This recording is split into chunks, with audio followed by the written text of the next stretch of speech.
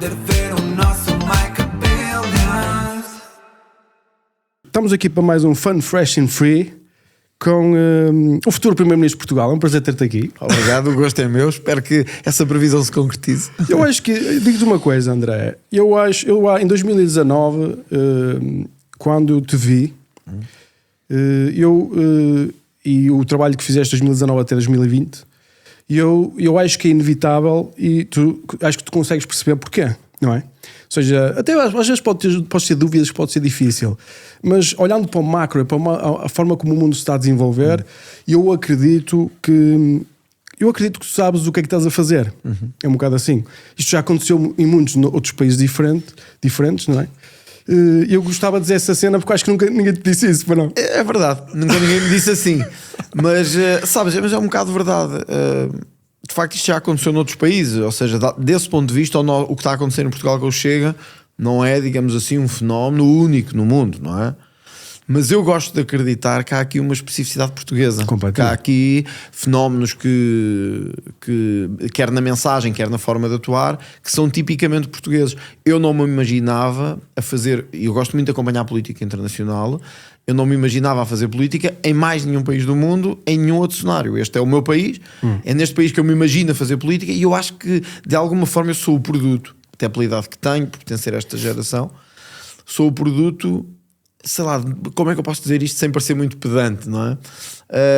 Ou arrogante, não é? O pessoal diz qualquer coisa, o pessoal diz logo que é arrogância. Não, aqui é mesmo convicção. Eu acho que sou o produto de uma certa Portugalidade, uma parte que ficou esquecida e outra que vem sendo cada vez mais, que se sente cada vez mais humilhada, mais distante. Eu gosto dessa cena, Portugalidade. O que é que queres dizer com isso? É uma espécie de depósito, que eu não fiz nada por isso. No fundo é eu ser a sequência de múltiplas gerações antes de mim, que gostam deste país, que amam este país, que têm uma forte ânsia de procurar a cultura e a história deste país, e eu tenho muito, eu leio muito e obviamente não sendo historiador nem professor de literatura, eu gosto de ir buscar tudo o que é português, e gosto de sentir que o que o Chega está a fazer é o produto de anos, talvez de séculos, de degradação da cultura portuguesa. Quando é que achas que começou?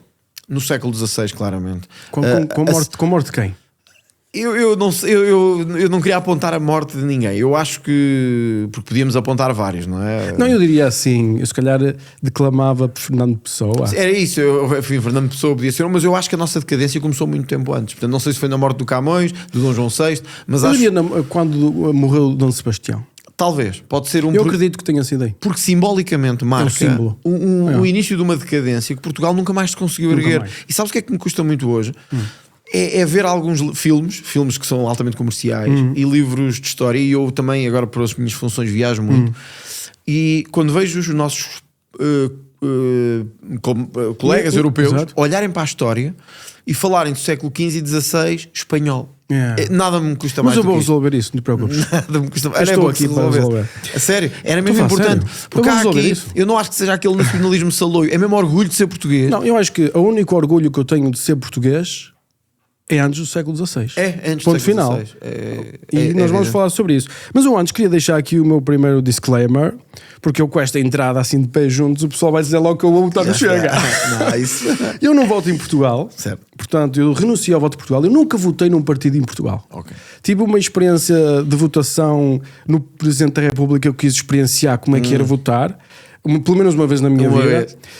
Mas nunca votei num partido porque eu não acredito no socialismo. E estamos os dois? Não sei, porque eu quando olho de fora já vamos falar sobre isso, mas eu para mim não vejo muita diferença entre o Chega e o socialismo. É uma diferença muito grande. Vamos ver. É 180 graus, mas já lá vamos. Vamos ver. Portanto, eu gostava de ser um bocadinho, só para contextualizar, porque assim, vejo muita coisa sobre André Ventura nas redes, não é? Eu não vejo televisão, mas muito que se passa na televisão vai para as redes, como é natural. Eu queria saber como é que foi. Temos a mesma idade. Eu acho que a nossa diferença deve ser. Tu nasceste em 83, tenho 40 anos, vou fazer 41 agora, daqui a uns dias. Pronto, eu nasci em março. Ou seja, um mês de diferença. Um mês de diferença. Não é? Uma coisa assim. Eu nasci no dia 1 de março. Só há uma diferença de nós, tu és mais rico que eu. Sim, exato. Exato. Mas tu és mais bonito do que eu. Obrigado. Mas uma coisa que o meu disclaimer tem a ver com o que é. tem a ver com que eu tive muita gente que me pediu: eu quero André Ventura aqui, eu quero André Ventura aqui, eu quero André Ventura. E eu quero receber aqui, por exemplo, quem gostava de receber aqui também, se me puderes ajudar, era o Rui Tavares. Consegues dar? Pronto, dá-lhe a dica. Eu falo com ele e digo para ele vir cá. Aqui, eu acho que o pessoal tem medo que essa cadeira fique. Ser eu a aconselhar já vai ser o mau cartão de visita. Acho que ele já vai dizer: isto deve estar envenenado. Mas já tive aqui outras pessoas e já tenho gravações feitas de deputados de outras áreas políticas. Mas o meu disclaimer tem a ver com eu quero que as pessoas estejam abertas para ouvir. É isso que eu quero, ok? Para ouvir o quê? Eu queria saber um bocado de ti. É o que eu quero saber. Que é, tu, por exemplo, estudaste aonde? Estudaste em escolas públicas? Foste para o colégio? Como é que Sempre foi? escolas públicas. Eu estudei sempre na escola pública. Eu estive, enfim, tirando até à 4ª classe, que era uma cooperativa de ensino. A minha avó trabalhava lá, era cozinheira, lá na cooperativa. O que é que faziam os teus pais? O meu pai era comerciante, a minha mãe era secretária. Ok. Eu estudei sempre na escola pública, estive na escola de Oressa, que é uma escola, enfim, bastante conhecida para quem vive nos subúrbios de Lisboa, na zona de Sintra, de Mem Martins. Depois fui para outra escola pública, que era a de Santa Maria, na Portela de Sintra. E depois fui para o seminário. E no seminário passei para a Faculdade de Direito, que também foi pública. Tu foste para o seminário com 14 anos? Não, com 17. Não, aos 14 anos batizaste? Aos 14 anos batizei. Espera, mas explica-me isto, como é que um puto na Igreja Católica decide se batizar aos 14 anos. Tu não foste batizado quando eras bebê? Não fui batizado. Os meus pais não eram particularmente crentes, e eu aos 14 anos senti um chamamento verdadeiramente, ou seja, isto hoje não se pode dizer quase em público, mas eu digo porque é verdade. Eu sei, mas hoje nos meios, em muitos meios de comunicação não se pode dizer. Não se pode dizer porquê? Porque nós arredámos Deus do discurso público e entendemos que isso deve ser uma coisa quase fechada ao privado, mas aqui no privado é sempre dito com mau sentido. Guarda isso para não mostrares a ninguém, como se fosse uma doença ou uma ferida. E eu tenho orgulho nisso. Por isso é que eu disse que queria trazer Deus para o debate político. Não é para tornar o discurso político religioso. É para dizer que a religião, ou melhor, Deus fazem parte ou devem fazer parte do nosso discurso. Eu senti o chamamento de me aproximar, fui ver, fui responder a esse chamamento.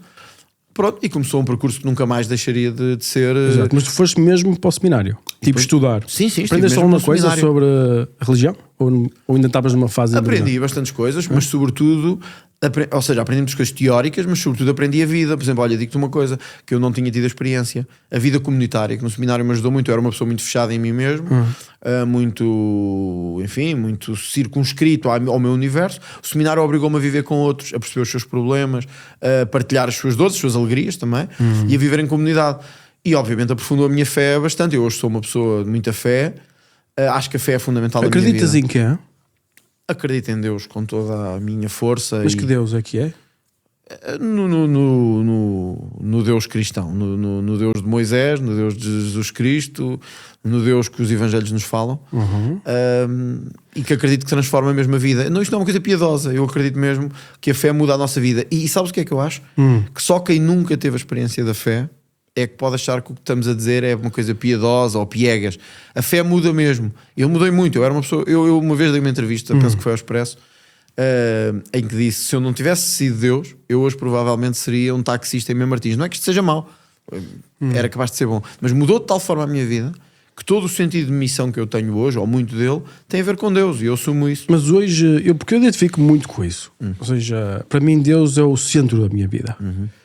Eu digo que uma vida que não é para ser para servir não vale a pena ser vivida. Eu costumo dizer se é para viver para mim, prefiro morrer agora. Exato. É a minha forma de pensar. O pessoal vai achar estranho, não é? Mas compreendo, porque é também uma forma, digamos assim, de serviço, de sacrifício. Isso. E eu senti algumas coisas que me perturbaram um bocado sobre a tua personalidade, que é, principalmente quando tu dizes uma coisa numa notícia, que tu és um católico, suponho, não é? Sim.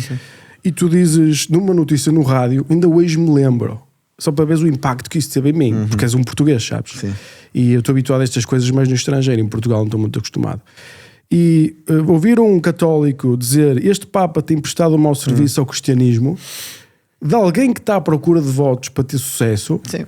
eu posso dizer, eu disse assim, what the fuck? Sim. Tipo, este gajo é maluco? Foi o que eu pensei. Não foi uma coisa popular de se dizer, mas era aquilo que eu sentia. e achei que devia dizer na altura, e hoje volto a dizer, se me perguntares aqui, Continuas a dizer? continuo a dizer. Tu és OG. E não acho Tu és OG. Não dá votos, de facto. As Não dá pessoas- votos as nenhum. pessoas, e o Quer Papa- dizer, e o eu Papa- acho que não dá. O Papa, não dá. O Papa Francisco conseguiu uma coisa de facto notável. Quer a esquerda, quer uma parte da dita direita, gostam todos do Papa Francisco, e na Europa então, de forma maioritária. O que é um mau sinal. As pessoas agora não compreendem isto, um dia É compreenderão. um mau sinal, porque É um mau se tu sinal. não tens nenhum, se tu não dizes que se tudo é bom, Claro. nada é bom. Exato, e todos os inimigos do cristianismo e da civilização cristã adoram isto, porque é o Papa bonzinho com todos, é o Papa bonzinho para a nova moda padrão LGBTI e à cultura woke, é o Papa fantástico para... Sim, sim. Mas eu acredito, e tu também deves acreditar, como cristão, que tu tens tolerância por todas as Claro, pessoas. mas isso não tem nada a ver com isso. O Papa Francisco optou... Olha, eu dei este exemplo, mas acho que... Mas tens ou não tens? Acho que tenho, evidentemente. Ou seja, se tivesse, por exemplo, alguém na tua família que, por exemplo, tivesse uma orientação sexual diferente. Vivesse de uma forma diferente. Não me perturba nada. Não me perturba nada. Tenho total tolerância para com essas pessoas. Então, mas a questão é... Mas uma coisa diferente é dizer assim, isto é o certo, este é o caminho certo. Exato, E é isso isso concordo. que temos que percorrer. Isso é que é a diferença. E o Papa quando diz, bom, está tudo bem em receber o Fidel Castro, mas não está tudo bem em receber o Salvini, porque tem uma posição diferente sobre a imigração, isto é o que a esquerda gosta, isto é o que a nova matriz civilizacional gosta. Claro, mas diz-me uma coisa, tu concordas que nós devemos... Agora tu estás sempre contextualizado na estrutura cristã, não tens hipótese. Claro. A menos que mudes de ideias agora. Não muda, é a minha e é assim, é nisto que eu acredito. Ok, eu também é nisso que acredito, portanto, eu identifico muito com isso. E às vezes pode parecer incompatível às pessoas algumas coisas que eu digo e algumas coisas que tu possas dizer também. Por exemplo, eu também digo que, eu tolero absolutamente a homossexualidade. Para mim, não há dimensão. Se eu acredito num Deus, acredito que existe pecado, não há pecados maiores que outros, é tudo do mesmo nível. Tipo, pegar aqui e roubar nisto ou ser homossexual não há diferença nenhuma. É a minha visão da teologia cristã. Mas isso estás a referir ao pecado. Estou-me a referir ao pecado. Exato. E é uma questão teológica. Mas o que eu estou a dizer é, além disso, não é? Eu consigo perceber que traz prejuízo para a sociedade. Claro. E posso dizer, eu acho que é mau por causa disto, ou acho que é bom por causa disto, não é? Mas se nós formos falar do bem e do mal,